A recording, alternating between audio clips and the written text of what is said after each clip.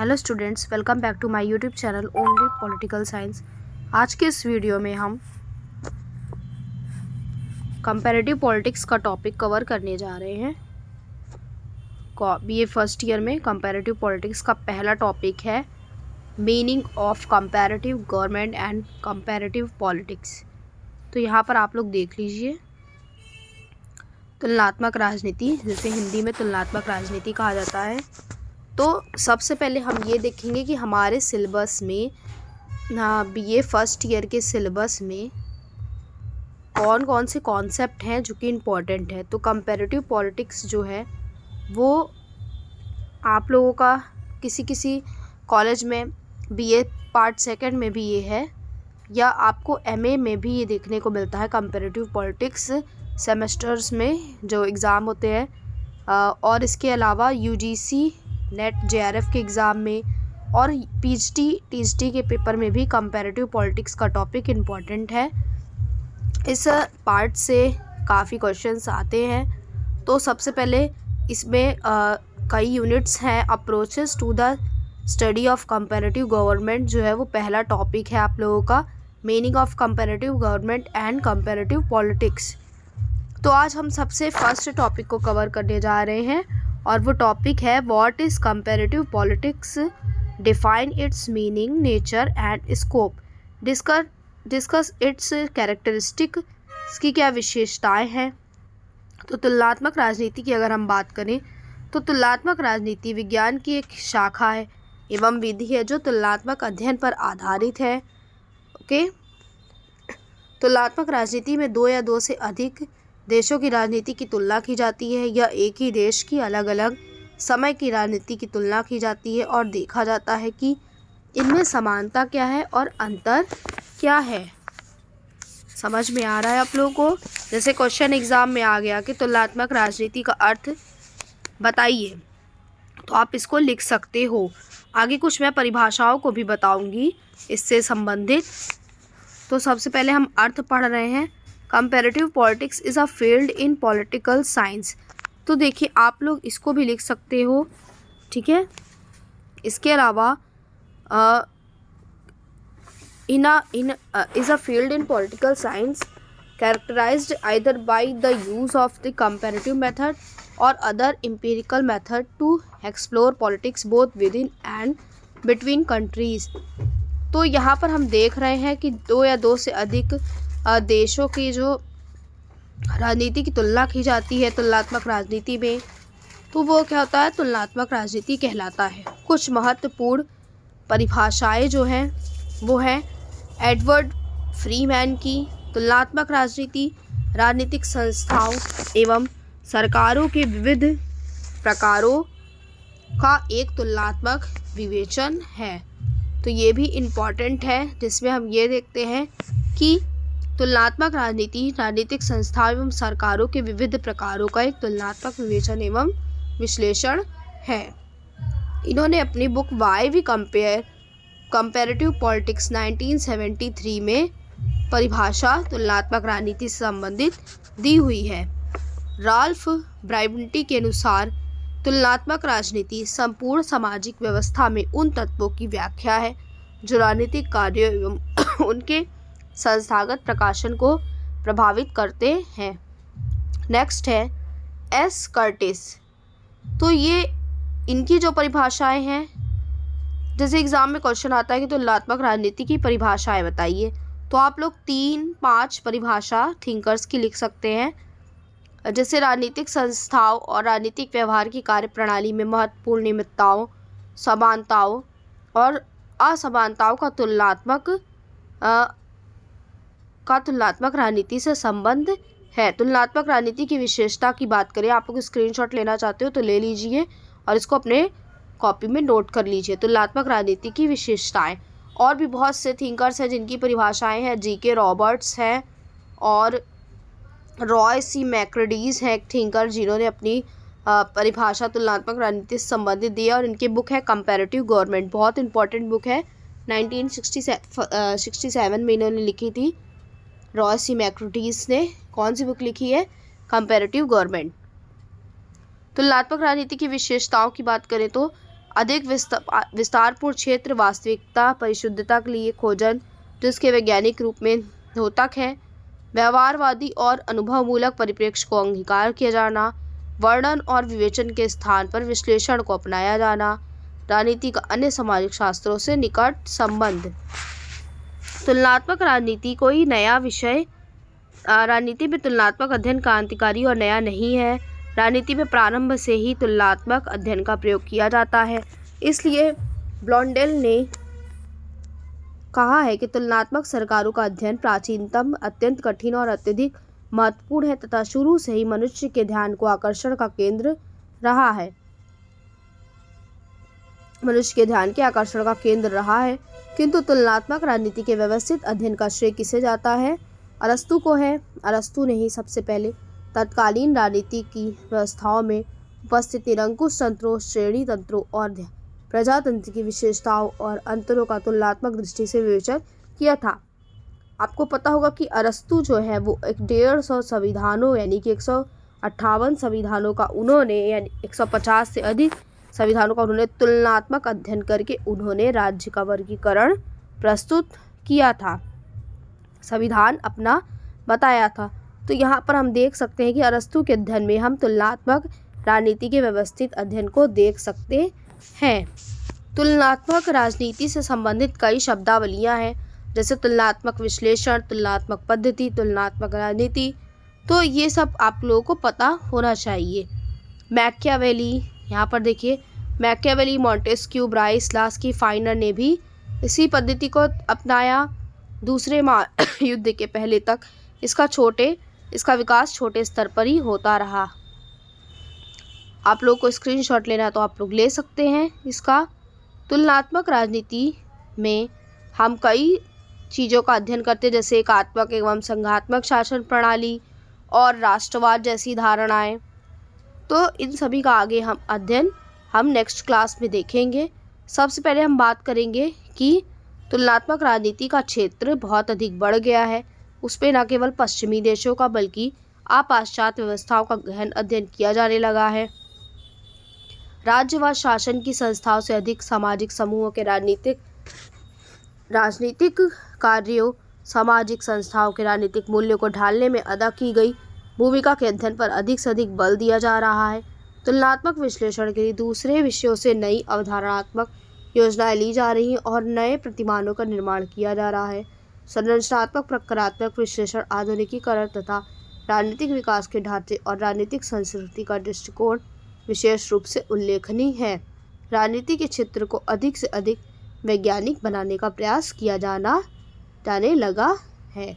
तो यहाँ पर हम देख रहे हैं कि इतनी चीज़ें आपके एग्ज़ाम के लिए इम्पोर्टेंट है कि विशेषता क्या है और इसका क्षेत्र क्या है। तुलनात्मक राजनीति की प्रकृति, तो तुलनात्मक राजनीति क्या है? एक विज्ञान है। इसके लिए इसके क्षेत्र में सम्मिलित किए जाने वाले विषयों का अध्ययन वैज्ञानिक विधि द्वारा किया जाता है।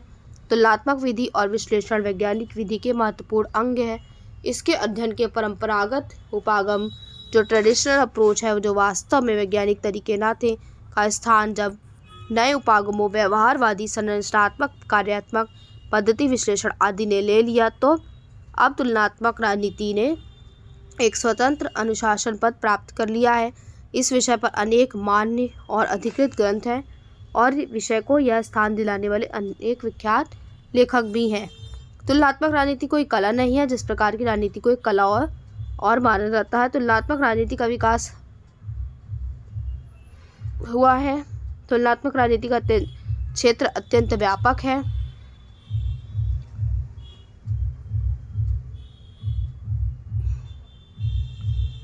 तुलनात्मक राजनीति में विशेष बल तुलनाओं पर है। अब हम देखेंगे तुलनात्मक राजनीति का क्षेत्र। ठीक है, यहाँ पर आप देख लीजिए, हेडिंग देखिए आप लोग पहले। राजनीतिक संस्कृति का अध्ययन, विभिन्न राजनीतिक राज्यों का संस्थागत व्यापक विवरण, राजनीतिक विशिष्टजन, राजनीतिक हिंसा और राजनीतिक भ्रष्टाचार, विश्लेषणात्मक और अनुभविक खोज, राजनीतिक दल और हित समूह, राजनीतिक आधुनिकीकरण, नगरीकरण की समस्याएं, विकासशील समाजों का अध्ययन, सहभागिता, राजनीतिक प्रक्रियाएं, प्रतियोगी राज्यों के बीच शक्ति संतुलन, नौकरशाही की भूमिका, अंतरअनुशासनात्मक दृष्टिकोण, मूल्य निरपेक्ष राजनीतिक सिद्धांत, और इसके साथ साथ जो है वो है कि तुलनात्मक राजनीति का परंपरागत दृष्टिकोण। तो यहाँ पर हम ये देखेंगे कि तुलनात्मक राजनीति में हम कई चीज़ों का अध्ययन करते हैं।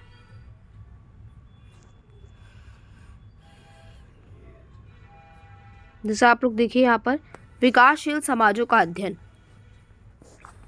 तुलनात्मक राजनीति में न केवल विकसित पश्चिमी देशों की शासन प्रणालियों का अध्ययन किया जाता है, बल्कि इसमें एशिया और अफ्रीका के पिछड़े और विकासशील देशों की शासन प्रणालियों का भी अध्ययन किया जाता है। राजनीतिक सहभागिता। राजनीतिक सहभागिता से अभिप्राय नागरिकों की राजनीतिक गतिविधियों में भाग लेने से है। सभी राजनीतिक प्रणालियों में राजनीतिक सहभागिता का स्तर एक समान नहीं होता। उदार लोकतांत्रिक राजनीतिक व्यवस्थाओं में नागरिक राजनीतिक गतिविधियों में अधिक भाग लेते हैं, जबकि पिछड़ी हुई तथा सर्व सत्तावादी राजनीतिक व्यवस्था को राजनीतिक भागीदारी के अधिक अवसर नहीं मिलते। वास्तव में राजनीतिक भागीदारी ही किसी व्यवस्था के औचित्य की कसौटी मानी जाती है। तुलनात्मक राजनीति में भागीदारी का महत्व है। राजनीतिक प्रक्रियाएं। तुलनात्मक राजनीति में प्रत्येक राजनीति प्रणाली में अनेक राजनीतिक प्रक्रियाएं चलती रहती हैं। प्रत्येक राजनीतिक व्यवस्था में निर्णय निर्माण की प्रक्रिया, न्यायिक प्रक्रिया इत्यादि अनेक प्रक्रियाएं अनवरत रूप में चलती रहती हैं। इन राजनीतिक प्रक्रियाओं का राजनीतिक व्यवस्था पर प्रभाव पड़ता है। तुलनात्मक राजनीति में राजनीतिक प्रक्रियाओं का अध्ययन किया जाता है।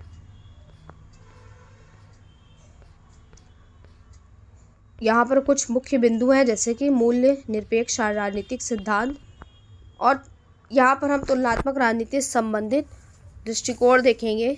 तुलनात्मक राजनीति का परंपरागत दृष्टिकोण।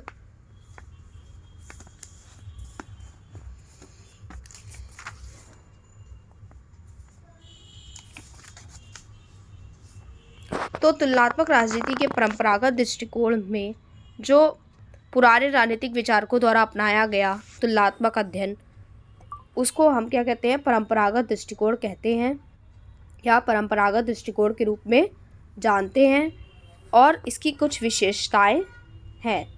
तुलनात्मक राजनीति के परंपरा के दृष्टिकोण की कितनी है विशेषता? 5 हैं।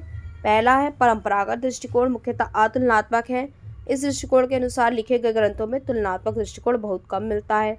दूसरा है परंपरागत दृष्टिकोण प्रधानता वर्णनात्मक है। आज के अनेक बुनियादी विषयों जैसे राजनीतिक प्रक्रिया, दबाव समूह, हित समूह, राजनीतिक व्यवस्था आदि का अध्ययन वह नहीं करता है। परंपरागत दृष्टिकोण प्रधानता संकुचित है। इसमें केवल पश्चिमी यूरोप अर्थात इंग्लैंड, फ्रांस, जर्मनी, स्विट्जरलैंड आदि की भी देशों की राजनीतिक संस्थाओं का वर्णन मिलता है। तो ये कुछ मुख्य बिंदु थे, और अब हम देखेंगे कि तुलनात्मक राजनीति का आधुनिक दृष्टिकोण। राजनीति के क्षेत्र में नए विश्लेषणों और अध्ययनों की आवश्यकता पड़ी, इसलिए नई पद्धतियों और दृष्टिकोण की खोज होने लगी। विश्लेषण और परीक्षण की नई पद्धति और नए दृष्टिकोणों का विकास हुआ।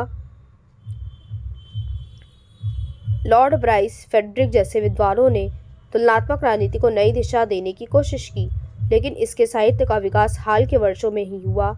आमंड, लुसियन पाई, सिडनी वर्मा, डेविड एप्टर आदि आधुनिक विद्वानों ने तुलनात्मक राजनीति को आधुनिक रूप दिया। तुलना के लिए समान सिद्धांतों व मूल्यों को काम में लाया जाता है। तुलनात्मक राजनीति का आधुनिक दृष्टिकोण अधिक परीक्षण करने वाला, अधिक खोजबीन करने वाला और अधिक व्यवस्थित है। यह अध्ययन राजनीतिक संस्थाओं के मूल में जाने का प्रयास करता है। आधुनिक दृष्टिकोण में हित समूहों, दबाव समूहों, राजनीतिक दलों के विचारधारा से प्रभावित व्यवहारों का विशेष अध्ययन किया जाता है। यह दृष्टिकोण राजनीतिक और अन्य व्यवहारों के बीच वास्तविक संबंधों की खोज करता है। अब हम देखेंगे कि आधुनिक दृष्टिकोण की क्या विशेषता है। तो यह दृष्टिकोण वैज्ञानिक और व्यवस्थित अध्ययन करता है। दूसरा, राजनीतिक प्रक्रियाओं और अन्य सामाजिक प्रक्रियाओं में घनिष्ठ संबंध माना जाता है। इसलिए राजनीति का अध्ययन करते समय राजनीतिक पहलू को नहीं बल्कि अन्य सामाजिक पहलुओं को भी ध्यान में रखा जाता है। तुलनात्मक राजनीति का आधुनिक दृष्टिकोण विश्लेषणात्मक और व्याख्यात्मक अध्ययन करता है, और परंपरागत दृष्टिकोण जो है वो राजनीतिक संस्थाओं समस्याओं को केवल वर्णन करता था, ना तो वह उनका वैज्ञानिक ढंग से विश्लेषण करता था। और न समस्याओं का समाधान ही खोजता था। लेकिन आधुनिक दृष्टिकोण समस्याओं की व्याख्या करता है, उनका विश्लेषण करता है और समाधान ढूंढने की कोशिश करता है। आधुनिक दृष्टिकोण व्यवस्था मूलक है। इसमें संविधान के अध्ययन की अपेक्षा राजनीतिक व्यवस्थाओं का अध्ययन अधिक महत्व होता है। राज्य सत्ता शक्ति का आधार और शक्ति तंत्र। ठीक है, तो ये कुछ इम्पोर्टेंट टॉपिक थे। तुलनात्मक राजनीति के अध्ययन का महत्व भी है। आज विश्व में 190 से अधिक प्रभुता प्राप्त देश हैं। नए स्वतंत्र राष्ट्रों की जनता अब उपनिवेशों के प्रजाजनों की भांति सीधी और विनम्र नहीं है। आज के समुदाय पूर्वी की तुलना में कहीं अधिक राजनीतिकृत है। सभी देशों में जनसाधारण की राजनीतिक सहभागिता बढ़ रही है। ठीक है, तो ये चीज़ें आप लिख सकते हो, इसका स्क्रीनशॉट भी ले सकते हो। कठिनाइयाँ भी हैं कुछ। तो अभी जो इम्पोर्टेंट है वो आप लोगों को क्या करना है, आप लोगों को नोट्स बनानी है और उस पर लिखना है कंपैरेटिव पॉलिटिक्स का मीनिंग और नेचर और स्कोप। ठीक है, 3 टॉपिक आपको पहले कंपैरेटिव पॉलिटिक्स के पहले लेक्चर में आपको पढ़ना है, मीनिंग, नेचर और स्कोप। क्वेश्चंस आप लोगों को लिखना है तो आप लोग लिख लीजिए। तुलनात्मक राजनीति का अर्थ, प्रकृति, क्षेत्र की व्याख्या कीजिए। सेकंड क्वेश्चन लिख लीजिए कि तुलनात्मक राजनीति के परंपरागत एवं आधुनिक दृष्टिकोण में अंतर बताइए। या आप लोग ये भी लिख सकते हो कि तुलनात्मक राजनीति का प्रकृति, केवल प्रकृति से भी क्वेश्चन आ सकता है कि प्रकृति बताइए। तो आप लोग इसको पढ़ लीजिए। और तुलनात्मक शासन और तुलनात्मक राजनीति में क्या अंतर है, तो इसको आप लोग समझ लीजिए कि जो तुलनात्मक कंपैरेटिव जो क्या किस में कंपैरेटिव पॉलिटिक्स में और कंपैरेटिव गवर्नमेंट में क्या अंतर है। तो तुलनात्मक शासन जो है वो आप लोग समझिए कि परंपरागत पदावली का परिचय है और तुलनात्मक राजनीति शब्द आधुनिक शब्द है। तुलनात्मक शासन का अध्ययन क्षेत्र सीमित और संकुचित है, जबकि तुलनात्मक राजनीति यानी कि कंपैरेटिव पॉलिटिक्स का जो स्कोप है वो बड़ा है, व्यापक है और डायनेमिक यानी कि गतिशील है। तुलनात्मक शासन प्रणालियों के कानूनी, संवैधानिक और संस्थागत ढांचों के तुलनात्मक अध्ययन पर जोर देता है और तुलनात्मक राजनीति का संबंध राजनीतिक व्यवहार की संपूर्णता के अध्ययन से है।